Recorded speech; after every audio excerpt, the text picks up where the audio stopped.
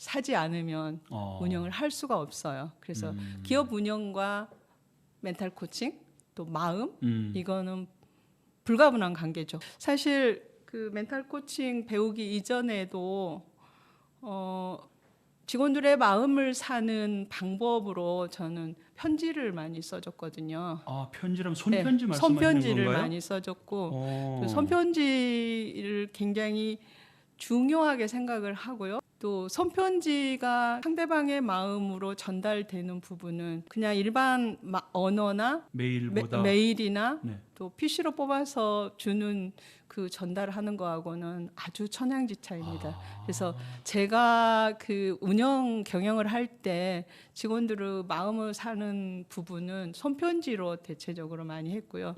이제 그거 예를 든다면 네.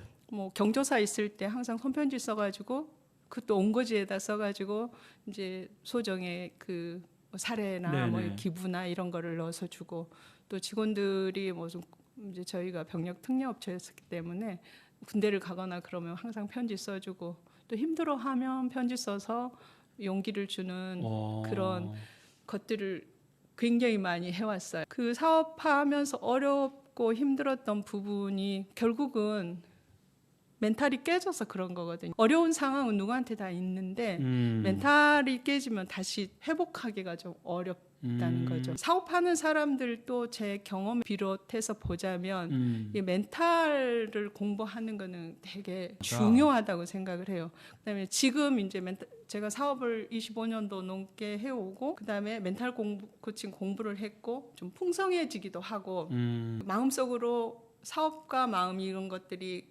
어떻게 해야 된다는 거 가름이 된다는 걸까요? 이제 그거를 가름이 되는데 그치지 않고 이거를 실행해 보는 것이 과제죠.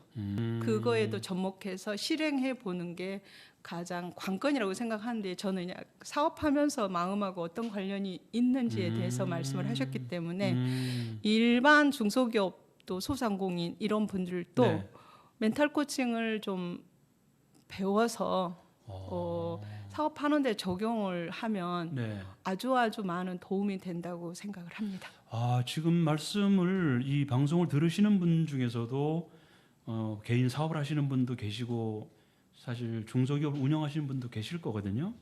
근데 지금 그 말씀이 굉장히 그 도움이 될 것 같아요. 그러면 혹시 이 내용 멘탈 코칭을 적용해서 근데 참 의미 있는 일이 있었다 이런 사례가 좀 궁금한데 주변에 이제 그 중소기업 운영하는 지인들이 많죠. 단체에 소속되어 있는 친구들도 많고요.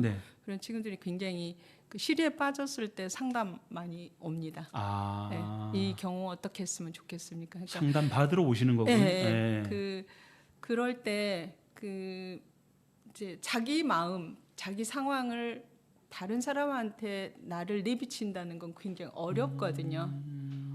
그 사람이 다 내 마음속에 있는 얘기를 끄집어낼 수 없는 거라고요. 그래서 이제 잘 들어주고 적당하게 질문 던져주고 그렇게 해서 한 5번 정도 하면은 굉장히 그 힘을 얻어가지고 나도 다시 한번 뭔가 해볼 수 있겠다라는 힘을 얻어서 나가는 모습 그리고 지금 사업을 아주 잘 하고 있고요. 아, 실제로 그런 경험을 많이 하셨나요? 많이 했습니다. 아, 이 멘탈 코칭이 무슨 문제 해결하는 어떤 도깨비의 방망이처럼 느껴질 수도 있는데 그런 건 아니겠죠?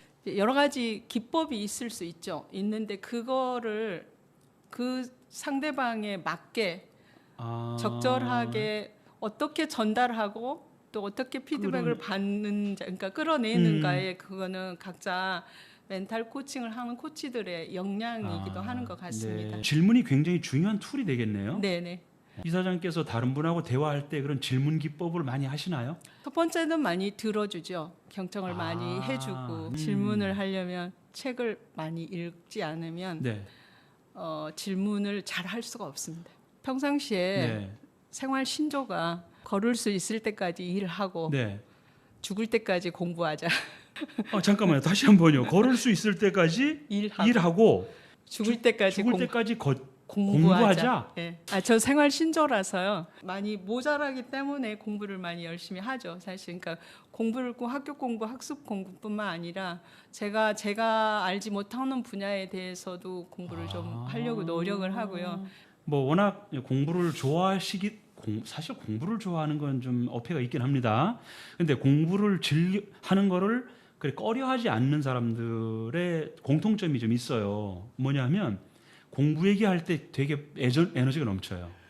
막 즐거워하고. 지금 이사장께서 그런 모습을 보이시는데 뭐 예를 들면 어떤 학위가 중요한 건 아니지만 그래도 본인이 스스로 연구해서 어떤 결과를 낸 그런 것도 있으실 것 같은데. 네. 그 방송에 어울릴지는 모르겠지만 사실 제가 상업학교를 나왔고요. 네. 상업학교를 이제 명문 상업학교를 나와서 네. 박사학위 받기까지 굉장히 한 40년 걸린 것 같아요. 그래서 거의 10년 주기로 학사학위, 석사학위, 박사학위까지 했는데 붙자가 있을 때 다음 10년을 좀 계획을 해보거든요. 일하면서 2년제 갔다가 또 4년제 편입해가지고 갔다가 또 한 10년, 그러니까 2003년, 13년, 23년 이렇게 되는 것 같아요.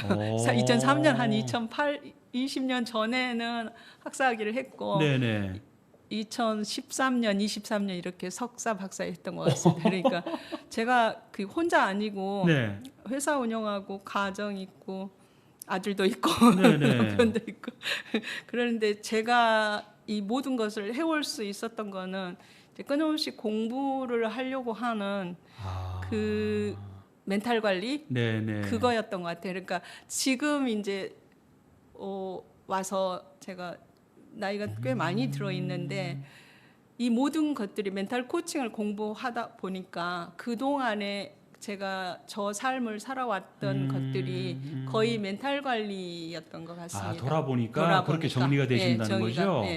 그래서 멘탈 코칭을 공부하고 나서 이오키 멘탈은 이렇게 잘 관리가 되어서 여기까지 와서 이렇게 멘탈 코칭을 내가 현장에서 풍성하게 나가서 일을 못하지만 나한테 향해 있는 모든 사람들한테 이 멘탈 관리, 멘탈 코칭에 대해서 현장에서 배우지 않았어도 바로 접목시켜가지고 예전에 한 20% 했다면 지금 50%, 80%를 펼칠 수 있는 그런 게 되는 것 같습니다. 그 말씀대로라면 누구나 자기만의 멘탈 관리가 가능하다?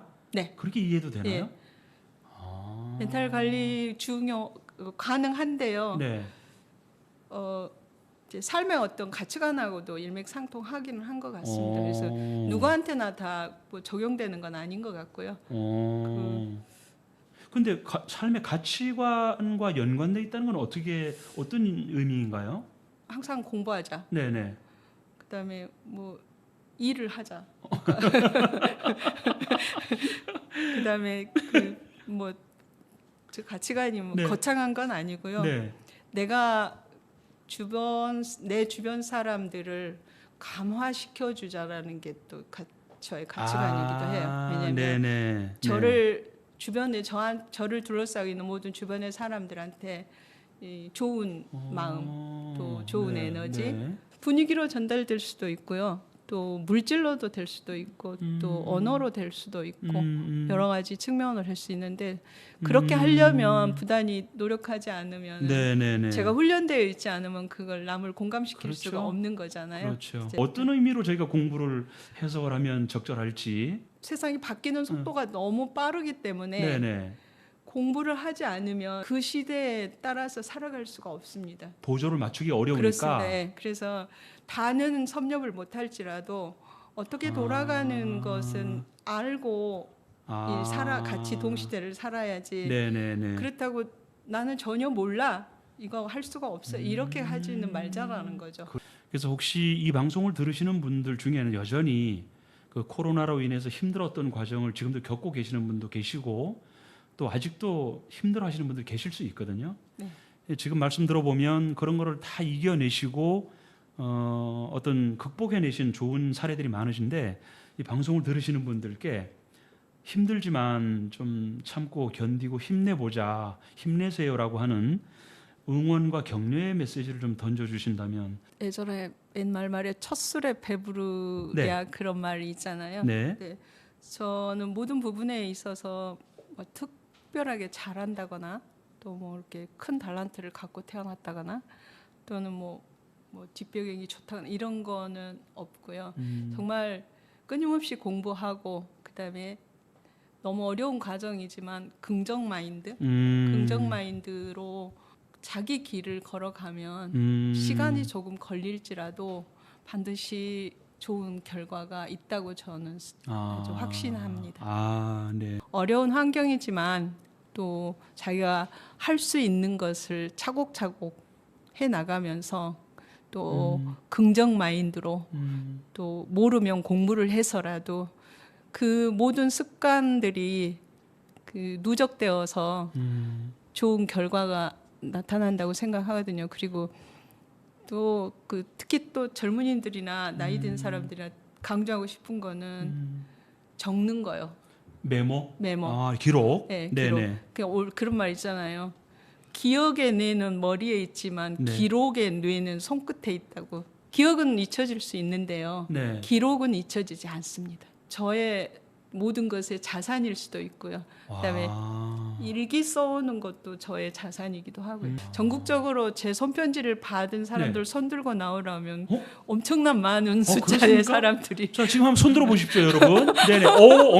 자, 기억과 기록이 중요하고 중요하지 않고의 문제보다는 우리가 멘탈 관리가 왜 중요한지 살아가면서 많이 경험을 했을 텐데 오늘 이옥희 이사장께서 말씀하신 내용이 우리 모두에게 큰 힘과 격려가 될 거라는 생각이 확신이 듭니다. 오늘은 멘탈 코칭 사회적 협동조합 이옥희 이사장과 말씀 나눠봤습니다. 네, 감사합니다.